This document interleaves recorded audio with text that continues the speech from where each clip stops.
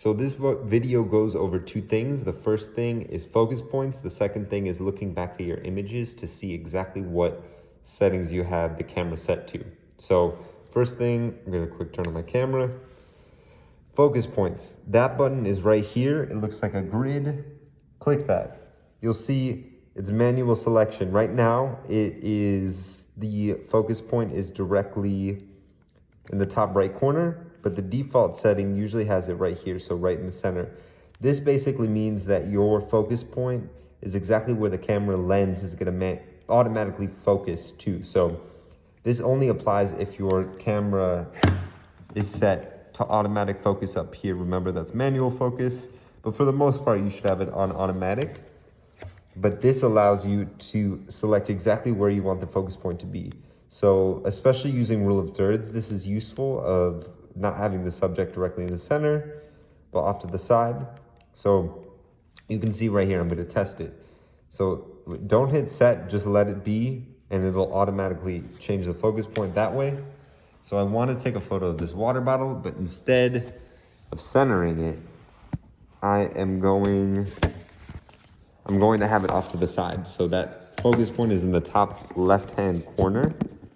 So in the frame, I'm going to put the water bottle in the top left-hand corner. And you could see it focused right on that because my focus point is in the right spot. Let's say we're like photographing in the center, like we try to focus in the center now. It's focusing on what's behind it because the focus point shifted.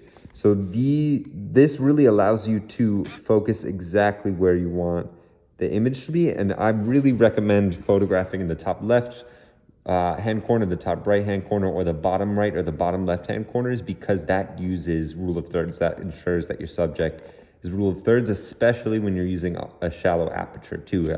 F-stop between f3.5 or all the way up to like f6.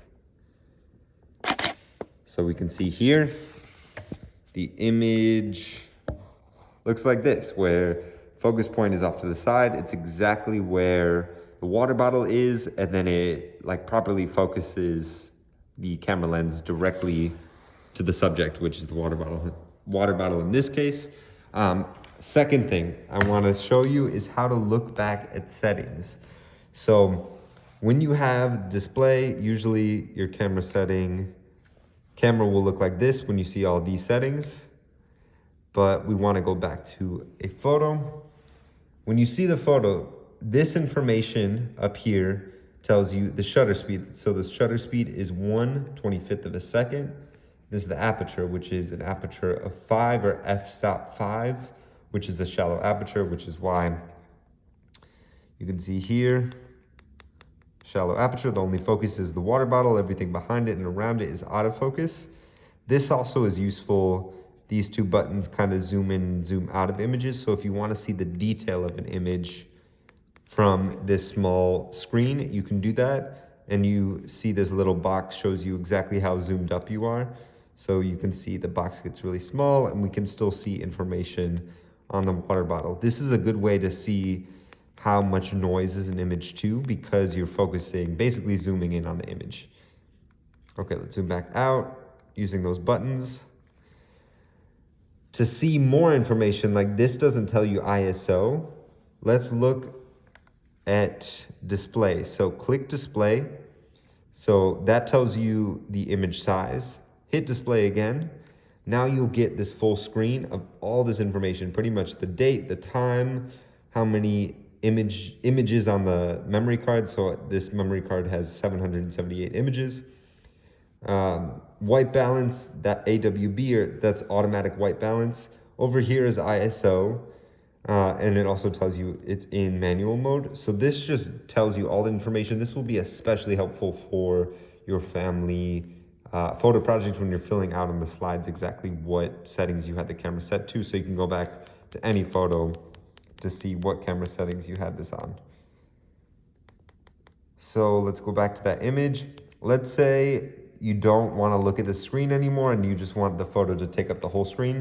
Just keep hitting display and it'll repopulate as the full screen. So that's pretty much everything on like looking back at images, and then also the focus points.